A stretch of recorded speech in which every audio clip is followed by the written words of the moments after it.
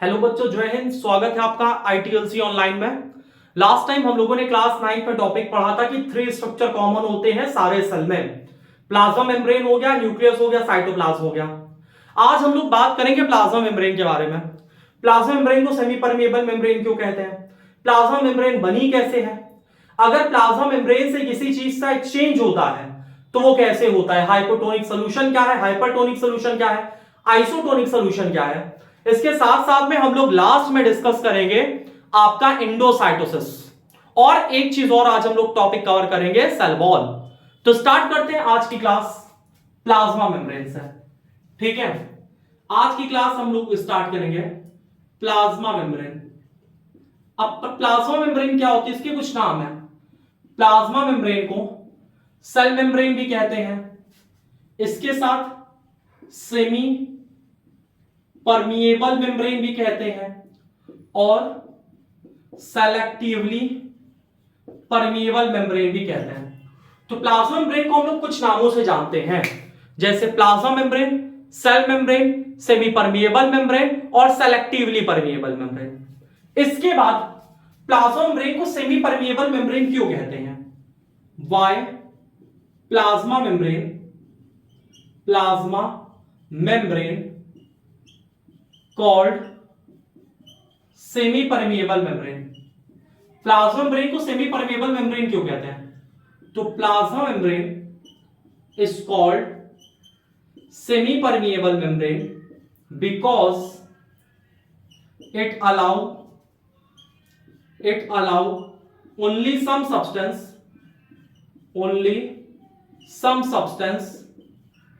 to pass through it,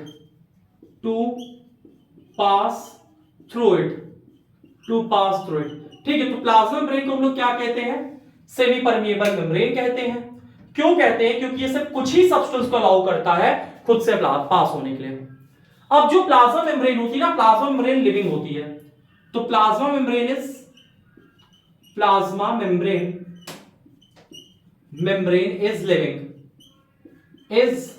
living. Plasma membrane interact with outside world, बाहर की दुनिया के साथ इंटरेक्ट करने का काम कौन करता है, प्लाज्मा मेम्ब्रेन करता है। अब कहोगे नहीं सर, सेल वॉल, बच्चा सेल वॉल डेड होती है, वो अलाउ करता है सारे सब्सटेंस को खुद से पास होने के लिए, लेकिन जो प्लाज्मा मेम्ब्रेन है ये आउटसाइड वर्ल्ड के साथ इंटरेक्ट करती है। बात समझ में आई ना। तो जो प्लाज्मा मेम्ब्रेन है उसका काफी इंपॉर्टेंट रोल यहां पे हो जाता है, कौन सेल के अंदर आएगा और कौन सेल से बाहर जाएगा। तो प्लाज्मा मेम्ब्रेन के बारे में भी हमने क्या पढ़ा, एक बार फिर से देखो। प्लाज्मा मेम्ब्रेन को सेमी परमिएबल मेम्ब्रेन कहते हैं क्योंकि ये सिर्फ कुछ ही सब्सटेंस को अलाउ करता है खुद से पास होने के लिए। प्लाज्मा मेम्ब्रेन लिविंग होती है और प्लाज्मा मेम्ब्रेन इंटरेक्ट करती है आउटसाइड वर्ल्ड के साथ। इसके बाद जो प्लाज्मा मेम्ब्रेन होती है ना, it is the outermost covering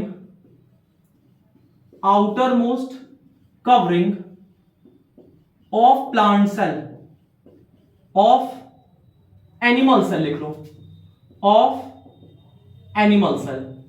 ठीक है, तो plasma membrane is the outermost covering of the animal cell. Animal cell में क्यों बोल रहे हैं आउटरमोस्ट कवरिंग, बाकी प्लांट सेल में क्या होता है, तो ध्यान से देखो।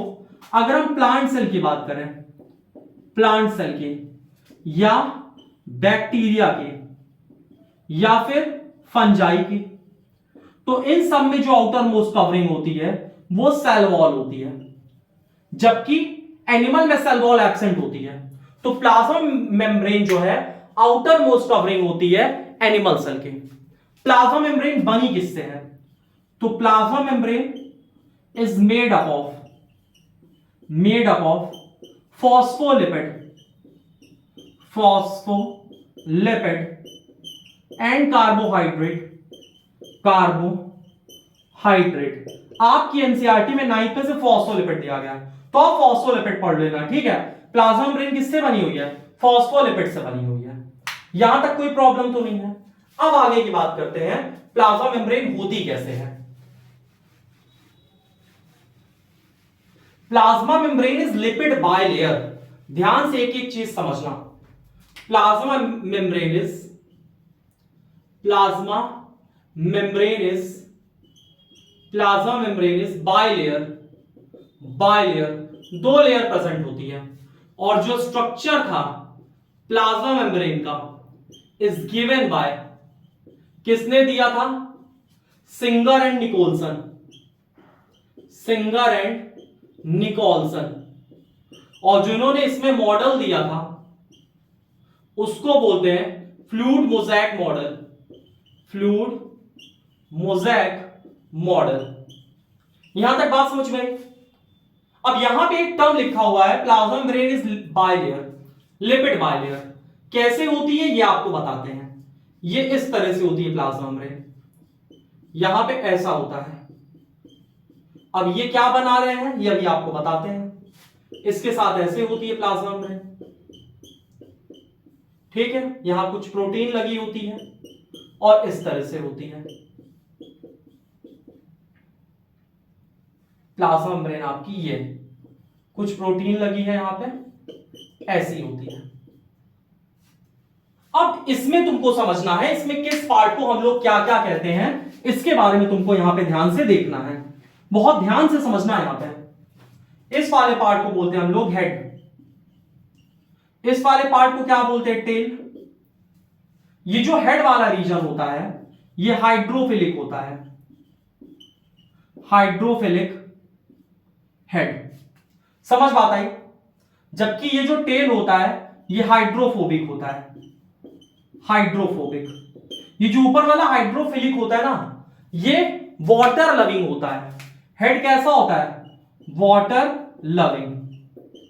और हाइड्रोफोबिक टेल कैसा होता है? वाटर को हेट करता है, कहता है हमको पानी में जाना ही नहीं है। कैसे पानी आता है? अब देखो सेल के, ये प्लाज्मा मेम्ब्रेन है, सेल के अंदर यहां भरा हुआ है साइटोप्लाज्म। तो जो हेड है इसका, हेड को तो पानी चाहिए, हेड को साइटोप्लाज्म लविंग होता है तो हेड किधर है? साइटोप्लाज्म की तरफ। और टेल कैसा है? Away from the cytoplasm. बात समझ में आ रही है? ये क्या है? Integral protein, integral protein. ये किस चीज में हेल्प करता है? Transportation across the cell membrane. और ये पेरिफेरल प्रोटीन होता है, पेरिफेरल प्रोटीन। ये दोनों प्रोटीन किस काम में हेल्प करती है? ट्रांसपोर्ट में, ट्रांसपोर्ट में या exchange of substance between the cell and the surrounding. यहां तक बात समझ में आ रही है? अब अगला टॉपिक हम लोग समझेंगे, how the exchange of substance occur between the cell and the environment. यानी कि एक्सचेंज ऑफ मटेरियल कैसे होता है। ध्यान से समझना अगला topic, how the exchange of, how the exchange of, how the exchange of substance अगर, सब्सटेंस अगर एक्सचेंज ऑफ सब्सटेंस कैसे होता है? तो दो तरीके से होता है। सबसे पहला डिफ्यूजन। डिफ्यूजन क्या होता है? Transfer of gases from higher concentration, higher concentration to lower concentration, to lower concentration. इसको हम लोग बोलते हैं डिफ्यूजन। एग्जाम्पल इसका, जैसे ऑक्सीजन ट्रांसपोर्ट होता है, कार्बन डाइऑक्साइड ट्रांसपोर्ट होता है। तो डिफ्यूजन से गैसेस ट्रांसफर होती हैं हायर कंसंट्रेशन से लोअर कंसंट्रेशन में। ऐसा कैसे होता है ये समझो। जैसे आपने क्या किया, आपने बाहर से ऑक्सीजन इनहेल किया। क्यों इनहेल किया? क्योंकि आपके अंदर रिस्पायरेशन चली, ठीक है। ध्यान से समझो, यहां पे ये रामलाल काका है। अब इसमें हुआ क्या, बाहर ऑक्सीजन है, ठीक है, और हमने क्या किया, ऑक्सीजन इनहेल किया। ये ऑक्सीजन हमारे बॉडी में किस में कन्वर्ट हो गई? Carbon dioxide. समझ पाते हैं? हमारे अंदर ऑक्सीजन आई, ऑक्सीजन किस में कन्वर्ट हो गई? Carbon dioxide. हमारे अंदर कार्बन डाइऑक्साइड बढ़ गया, ऑक्सीजन कम हो गया, और बाहर कार्बन डाइऑक्साइड कम है। तो कार्बन डाइऑक्साइड कहां से आएगी? Higher concentration to lower concentration, carbon dioxide बाहर, और अंदर ऑक्सीजन कम है, बाहर ऑक्सीजन ज्यादा है, तो ऑक्सीजन आएगी higher concentration to lower concentration. तो कहने का क्या मतलब है, जो एक्सचेंज ऑफ गैसेस होती है, एक्सचेंज ऑफ गैसेस सेल और सराउंडिंग के बीच में कैसे होती है? डिफ्यूजन के थ्रू। दूसरा तुमको पढ़ना है ऑस्मोसिस। ऑस्मोसिस से किस चीज का एक्सचेंज होता है, या ऑस्मोसिस से क्या एब्जॉर्ब होता है? Cell absorb water through osmosis.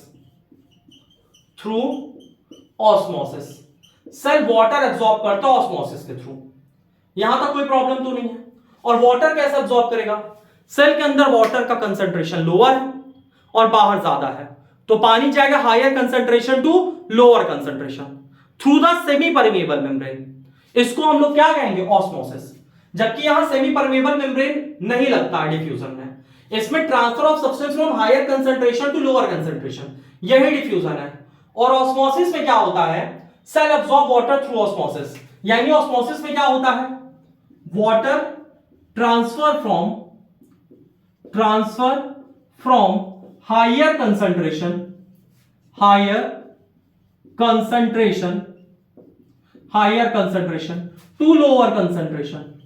To lower concentration, लेकिन through semi permeable membrane is called, इसके लिए कौन सा टर्म यूज होता है? Is called osmosis.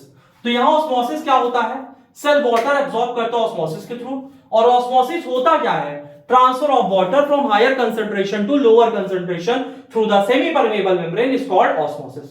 तो ऑस्मोसिस डिफ्यूजन मिलता है। तो आपके एनसीईआरटी में एक पॉइंट लिखा हुआ है यहां पे कि osmosis special case of diffusion.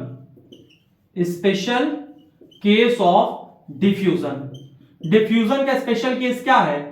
Osmosis. और ये स्पेशल केस क्या है? यहां चीजें ट्रांसफर होती higher concentration to lower concentration, लेकिन ऑस्मोसिस में भी चीजें जाती higher concentration to lower concentration but through the semi permeable membrane. इसके बाद हमको समझना है हाइपोटोनिक सॉल्यूशन में अगर हम सेल को डालेंगे क्या होगा, हाइपरटोनिक में क्या होगा, आइसोटोनिक में क्या होगा। लेकिन इसके साथ में आपको यह समझना है पहले कि सॉल्यूशन क्या होता है। तो स्टार्ट करते हैं हम लोग अगला टॉपिक है सॉल्यूशन। केमिस्ट्री में आपने पढ़ा होगा, लेकिन एक बार यहां पे भी समझ लो। चलो ध्यान से समझो। अगला टॉपिक है सॉल्यूशन। सॉल्यूशन क्या होता है? It is a homogeneous mixture of solute and solvent. Solution क्या होता है? होमोजीनियस मिक्सचर होता है सोल्यूट और सॉल्वेंट का। समझ बात आई? यानी कि अगर आप इसको लिखो तो आप ऐसे लिख सकते हो, सॉल्यूशन बराबर सोल्यूट प्लस सॉल्वेंट। अब तुम्हारे दिमाग में आएगा सर सोल्यूट सॉल्वेंट नहीं समझ में आ रहा है क्या होता है। तो जैसे मान लो आपने सॉल्यूशन बनाया, सॉल्यूशन में आपने सिरप बनाया। सिरप क्या होता है? शरबत। तो शरबत में जो सोल्यूट होगा, सोल्यूट आपका क्या होगा? शुगर। सोल्यूट क्या होगा? शुगर। सॉल्वेंट क्या होगा? वाटर। यानी जो चीज हम मिलाते हैं उसको सोल्यूट बोलते हैं, जिसमें मिलाया जाता है वो सॉल्वेंट होता है। जैसे एक और एग्जांपल अगर हम सॉल्यूशन का आपको बताएं, लेमन वाटर। लेमन, आपने नींबू पानी मिलाया, लेमनोड। तो यहां पे नींबू क्या है? यानी कि लेमन क्या है? लेमन आपका सोल्यूट है। और सॉल्वेंट क्या है आपका? सॉल्वेंट यहां पे आपका पानी है।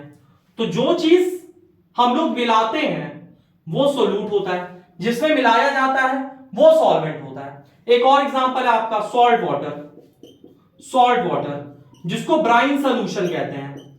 ब्राइन सोल्यूशन, नींबू पानी का मिक्सचर, नमक पानी का मिक्सचर ब्राइन सोल्यूशन होता है।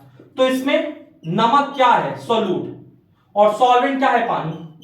समझ बात आ रही कि नहीं? तो जो चीज हम मिलाते हैं उसको सोल्यूट बोलते हैं, जिसमें मिलाया जाता है उसको सॉल्वेंट कहते हैं। यहां तक बात समझ में आ रही है या फिर नहीं आ रही है? क्लियर? आगे की बात समझते हैं। आगे समझो, इसको रफ करते हैं। दो टर्म आपको और जानना है, डाइल्यूट सॉल्यूशन। डाइल्यूट सॉल्यूशन क्या होता है? डाइल्यूट सॉल्यूशन में जो सॉल्वेंट होता है सॉल्वेंट इज मोर, सॉल्वेंट ज्यादा होता है। कंसंट्रेटेड सोल्यूशन क्या होता है? कंसंट्रेटेड सोल्यूशन, कंसंट्रेटेड सोल्यूशन में solute is more, solute is more. जैसे आपने घर में नॉर्मल सा शरबत बनाया, उसमें चीनी कम पड़ी होती है, तो वो क्या हो गया आपका? Dilute solution. लेकिन अब आप सीरा बना रहे भाई साहब, एकदम गाढ़ा, भयंकर गाढ़ा, तो वो क्या हो गया? कंसंट्रेटेड।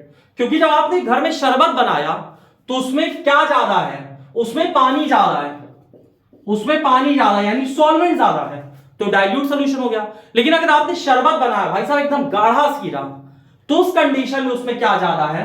शुगर ज्यादा है, शुगर ज्यादा है, तो वो कैसा सॉल्यूशन हो गया? कंसंट्रेटेड, यानी कि सोल्यूट ज्यादा है, शुगर ज्यादा है, तो कंसंट्रेटेड सॉल्यूशन हो गया। आई होप आपको डाइल्यूट और कंसंट्रेटेड तो समझ में आ गया होगा। अब इसी बेसिस पे हाइपोटोनिक, हाइपरटोनिक, आइसोटोनिक सॉल्यूशन की बात करते हैं। ठीक है, तो ध्यान से देखो, अगला टॉपिक हम लोग समझेंगे कि अगर हम हाइपरटोनिक सॉल्यूशन में, हाइपोटोनिक सॉल्यूशन में और आइसोटोनिक सॉल्यूशन में सेल को रखते हैं तो हमारा सेल रिस्पॉन्स कैसे करता है। तो सबसे पहले समझेंगे hypotonic solution, hypotonic solution. Hypotonic solution क्या है? आपने क्या किया? पानी लिया, पानी, पानी में आपने किशमिश रख दिया, रेजिन्स। अब इस कंडीशन में क्या होगा? जो रेजिन्स होगा, रेजिन्स क्या करेगा? Absorb water, absorb water through osmosis, through osmosis and swell. Resins क्या होगा? हाइपोटोनिक सॉल्यूशन में स्वेल कर जाएगा, क्योंकि इसमें क्या है? ध्यान से देखो, रेजिन्स में जो वाटर है कम है, वाटर का कंसंट्रेशन रेजिन्स में कम है, किशमिश के अंदर पानी का कंसंट्रेशन कम है, और बाहर सराउंडिंग में पानी का कंसंट्रेशन ज्यादा है। तो पानी कहां से कहां ट्रांसफर करेगा?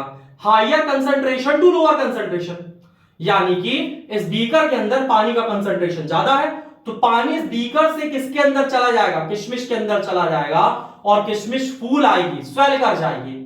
ऐसे सॉल्यूशन को हम लोग हाइपोटोनिक सॉल्यूशन कहते हैं, जिसमें जो सॉल्वेंट है, सॉल्वेंट ज्यादा हो सेल के कंपेयर में, हाइपोटोनिक सॉल्यूशन। और हाइपोटोनिक सॉल्यूशन में सेल जो है स्वेल कर जाता है। अगला सॉल्यूशन बताते हैं, हाइपरटोनिक सॉल्यूशन। अगला है हाइपरटोनिक सॉल्यूशन। ध्यान से देखो अगला solution, hypertonic, hypertonic solution. Hypertonic solution में क्या होता है? जो सेल होता है, सेल श्रिंक कर जाता है हाइपरटोनिक सॉल्यूशन में। श्रिंक कैसे कर गया? तुम समुद्र का पानी लेके आओ भाई साहब, एकदम खारा। अब समुद्र के पानी में जो पानी का कंसंट्रेशन है वो कम है, समुद्र के पानी में पानी ज्यादा है लेकिन पानी का कंसंट्रेशन कम है, नमक का कंसंट्रेशन ज्यादा है। समझ बात आई? तो इस कंडीशन में क्या होगा? ये जो रेजिन्स है, रेजिन्स, ये क्या करेगी? वाटर को लूज कर देगी, क्योंकि बाहर वाटर का जो कंसंट्रेशन है वो कम है, और रेजिन्स के अंदर जो वाटर का कंसंट्रेशन है वो ज्यादा है। तो पानी कहां से कहां जाएगा? पानी रेजिन से बाहर आ जाएगा, यानी पानी आएगा higher concentration to lower concentration, और इस कंडीशन में जो रेजिन्स होगी या कोई सेल होगा वो श्रिंक कर जाएगा। यहां तक कोई प्रॉब्लम तो नहीं है? आइसोटोनिक सॉल्यूशन में क्या होता है? ध्यान से देखो, आइसोटोनिक सॉल्यूशन में, isotonic solution, isotonic solution, isotonic solution में क्या होता है? Solute and solvent concentration is same as in cell. यानी कि अब आपने क्या किया? किशमिश लिया, और यहां पे आपने पानी लिया, पानी, इस पानी में आपने थोड़ा सा शुगर मिला दिया, और इस किशमिश के भी अंदर क्या है? पानी है, और कुछ ग्लूकोज है। ग्लूकोज का मतलब किशमिश के भी अंदर कुछ ना कुछ क्या है? शुगर है। तो अब जितना पानी में शुगर है उतना किशमिश में शुगर है, यानी कि दोनों जगह पानी का अमाउंट क्या है? सेम है। सॉल्वेंट का अमाउंट क्या है? सेम है। तो अब वाटर सेल के अंदर से बाहर आएगा और बाहर से कहा जाएगा अंदर, यानी कि इस सेल से के अंदर से पानी बाहर आएगा और बाहर से पानी अंदर जाएगा, लेकिन जो नेट मूवमेंट होगा वाटर का, नेट मूवमेंट जीरो होगा और सेल के ऊपर कोई प्रभाव नहीं पड़ेगा। तो तीन तरह के सॉल्यूशन आपको पढ़ने हैं। हाइपोटोनिक सॉल्यूशन में सेल स्वेल कर जाता है, आइसोटोनिक में कोई इफेक्ट नहीं होता, हाइपरटोनिक में सेल श्रिंक कर जाता है। यहां तक कोई प्रॉब्लम तो नहीं है। अब एक एक्टिविटी आपके एनसीईआरटी में बताई गई है, एग के साथ की गई है, उस एक्टिविटी के बारे में अब हम बताते हैं आपको। ध्यान से देखो, आपको करना क्या है एग के साथ, वो यहां पे समझाया गया है। देखो इधर, यहां पे आपने क्या किया, ये एक बीकर लिया, इस बीकर के अंदर क्या है, HCl हाइड्रोक्लोरिक एसिड और डाइल्यूट HCl। अब डाइल्यूट HCl का मतलब आप कमेंट बॉक्स में कमेंट करके बताओ कि डाइल्यूट का मतलब क्या होगा, इसमें सोल्यूट ज्यादा होगा कि सॉल्वेंट ज्यादा होगा। अब क्या करना है आपको, यहां पे एक अंडा डाल देना है। एक के ऊपर की कवरिंग किसकी होती, calcium carbonate.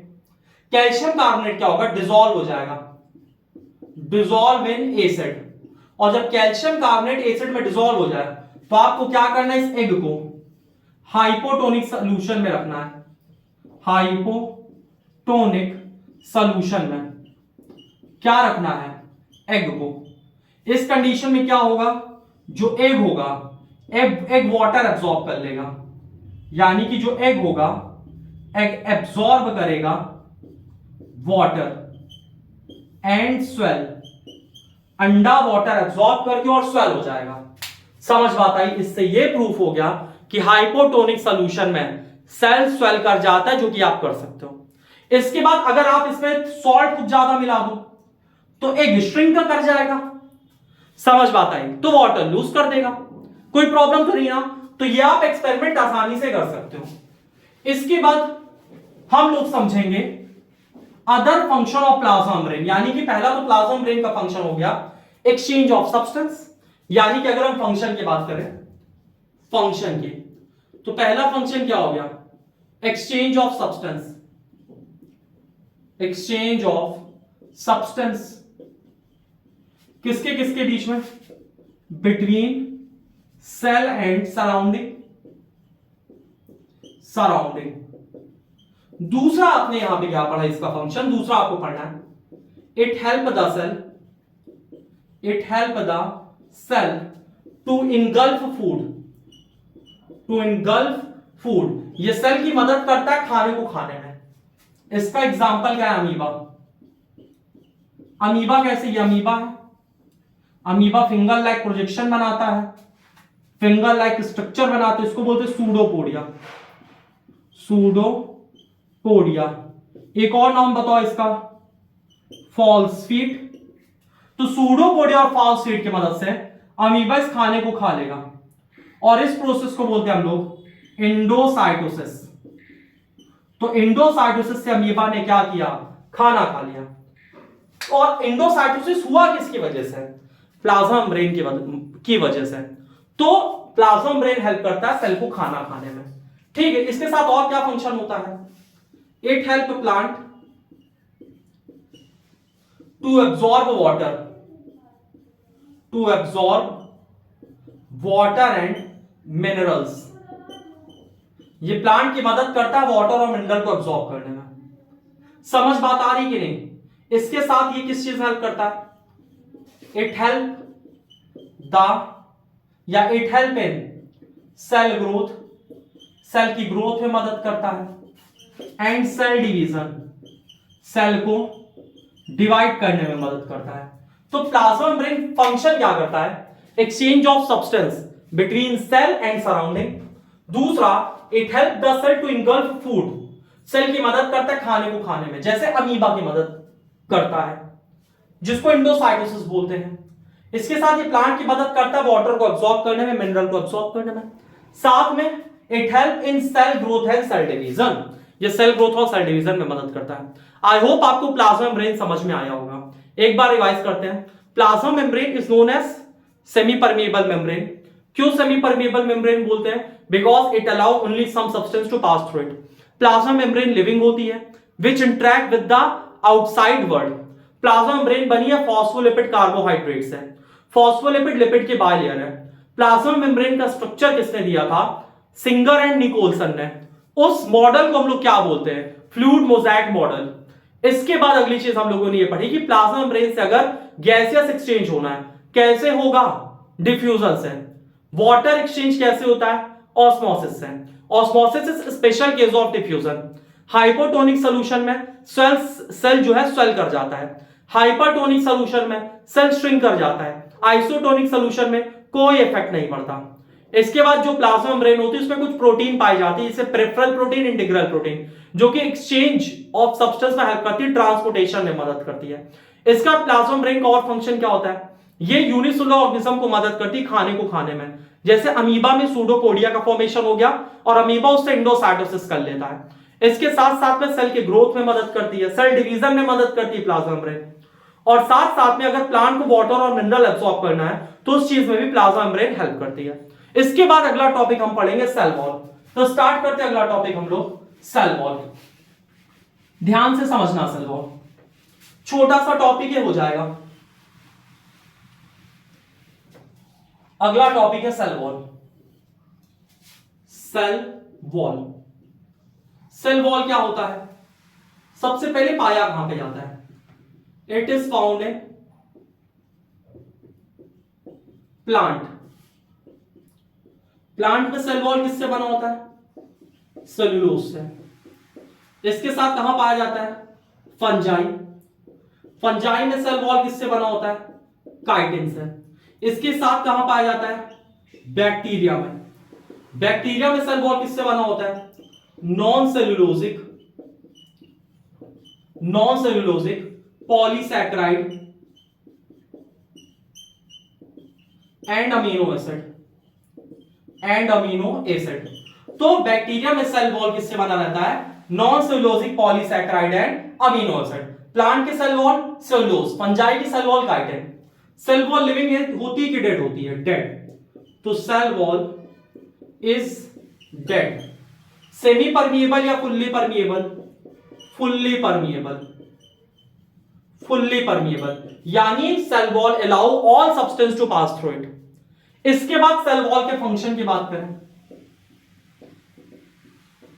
It provide mechanical support और साथ साथ में स्ट्रक्चरल सपोर्ट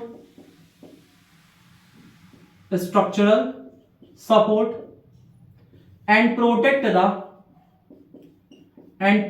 द सेल। तो सेल वॉल किस चीज में हेल्प करती है? ये मैकेनिकल सपोर्ट प्रोवाइड करती है, स्ट्रक्चरल सपोर्ट प्रोवाइड करती है और सेल को प्रोटेक्ट करती है। सेल वॉल आती कहां से है? तो cell wall is secreted by cell itself. Cell wall is secreted by cell itself. यहां तक कोई प्रॉब्लम तो नहीं है ना? अभी तक हमने क्या पढ़ा? प्लांट में सेल वॉल पाई जाती है, सेल्यूलोज से बनी है, फंजाई में काइटिन, बैक्टीरिया में non cellulosic polysaccharide and amino acid. Cell wall dead होती है, फुल्ली परमेबल होती है, मैकेनिकल सपोर्ट प्रोवाइड करती है, स्ट्रक्चरल सपोर्ट प्रोवाइड करती है और सेल को प्रोटेक्ट करती है। कैसे सॉल्यूशन में प्रोटेक्ट करती है? Hypotonic solution without bursting. जैसे अगर आप हाइपोटोनिक सॉल्यूशन में अगर एनिमल सेल को रखोगे तो ब्रस्ट कर जाएगा, लेकिन प्लांट सेल को रखोगे तो ब्रस्ट नहीं करेगा सेल वॉल की वजह से। यहां तक कोई प्रॉब्लम तो नहीं है ना? अगला टॉपिक बताते हैं, एक एक्टिविटी आपकी एनसीईआरटी में है, ध्यान से समझना। एक एक्टिविटी है एनसीईआरटी में। एक्टिविटी क्या है? उसमें यह बताया गया आपको रियोलीफ लेनी है। इसको आपको क्या करना है? रियोलीफ को आपको वाटर में रखना है। कुछ देर के बाद आपको क्या दिखेगा? सेल स्वेल कर जाती हैं रियोलीफ की, पानी में रखने से। अब आपको क्या करना है? बॉईल करना है रियोलीफ को आपको बॉईल करना है। फिर से आपको इसको पानी में रखना है। पानी का मतलब हाइपोटोनिक सॉल्यूशन, ठीक है? आपको फिर से इसको हाइपोटोनिक सॉल्यूशन में रखना है। आप क्या करना है? नो इफेक्ट, कोई इफेक्ट नहीं पड़ा, क्योंकि बॉयल करने से रियोलीफ के सेल्स की क्या हो गई, डेथ। तो इससे हमको एक बात पता चलती है, only the living cell absorb water by osmosis। सिर्फ और सिर्फ लिविंग सेल ही वाटर को एब्जॉर्ब करती है। कैसे एब्जॉर्ब करती है, ऑस्मोसिस के थ्रू। इसके बाद आपको समझना प्लाज्मोलिसिस क्या होता है। प्लाज्मोलिसिस क्या होता है, ध्यान से देखो, अगला टॉपिक है प्लाज्मोलिसिस। प्लाज्मोलिसिस क्या होता है, the shrinking of the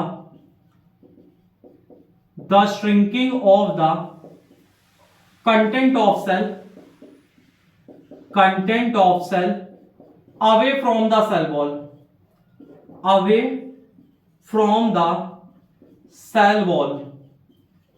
is called plasmolysis। तो प्लाज्मोलिसिस क्या होता है, shrinking of the content of cell away from the cell wall is called plasmolysis। और प्लाज्मोलिसिस कैसे सॉल्यूशन में दिखता है, हाइपरटोनिक सॉल्यूशन। इसका क्या मतलब है ये समझो। और shrinking of the content of the cell away from the cell wall क्या होता है, इसको बताते हैं आपको। देखो ध्यान से, यहां पे आपने क्या किया, जैसे ये एक बीकर है, ठीक है, कोई भी बर्तन ले लो, बीकर है, इसमें आपने कैसा सॉल्यूशन रखा, हाइपरटोनिक सॉल्यूशन। कोई प्रॉब्लम नहीं है। हाइपरटोनिक सॉल्यूशन रखने के बाद ये आपने यहां पे प्लांट सेल रख दिया। प्लांट सेल की ये सेल वॉल है, और इसके बाद ये प्लांट सेल की क्या है, प्लाज्मा मेम्ब्रेन।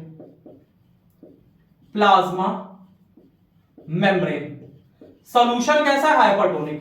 तो प्लांट सेल क्या करेगा, प्लांट सेल वाटर लूज कर देगा, और लूज करने के बाद जो ये प्लाज्मा मेम्ब्रेन है, ये सेल वॉल से थोड़ा दूर श्रिंक कर जाएगी। समझ बात आई ना। तो यही होता है प्लाज्मोलिसिस, यानी कि प्लांट सेल ने वाटर लूज कर दिया, और इसकी जो प्लाज्मा मेम्ब्रेन है ये श्रिंक करके सेल वॉल से दूर हो गई। इसी को प्लाज्मोलिसिस कहते हैं। तो प्लाज्मोलिसिस होता क्या है, shrinking of the content of cell away from the cell wall is called plasmolysis. यहां तक चीजें कंप्लीट है। अब एक बार रिवाइज करवाते हैं सेल वॉल आपको। Cell wall is present in plant cell, bacteria, fungi. Plant cell की सेल वॉल किससे बनी होती है, सेलुलोज से बनी होती है। बैक्टीरिया की सेल वॉल किससे बनी होती है, non cellulosic polysaccharide and amino acid. समझ बात आई। इसके बाद जो फंजाई की सेल वॉल किससे बनी होती है, कमेंट बॉक्स में बताओ। इसके बाद जो सेल वॉल होती है वो डेड होती है, फुल्ली परमिएबल होती है। सेल वॉल प्लांट को मैकेनिकल सपोर्ट प्रोवाइड करती है, स्ट्रक्चरल सपोर्ट प्रोवाइड करती है। इसके साथ साथ में हाइपोटोनिक सॉल्यूशन में सेल को ब्रस्ट नहीं होने देती। प्लाज्मोलिसिस क्या होता है, shrinking of the content of cell away from the cell wall is known as plasmolysis. यानी जब हम प्लांट सेल को कैसे सॉल्यूशन रखेंगे, हाइपरटोनिक सॉल्यूशन में रखेंगे, तो जो उसकी प्लाज्मा मेम्ब्रेन है वो वाटर लूज करेगी और श्रिंक कर जाएगी सेल वॉल से दूर। इसी को हम लोग बोलते हैं प्लाज्मोलिसिस। इसके बाद एक आपने रियोलीफ के साथ एक्सपेरिमेंट किया, उससे आपको यह पता चला कि जो डेड सेल होती है वो ऑस्मोसिस शो नहीं करती, हमेशा लिविंग सेल ही वाटर एब्सॉर्ब करती हैं by the process of osmosis. I hope आपको यह क्लास अच्छी लगी होगी। मिलते हैं नेक्स्ट क्लास में। जय हिंद।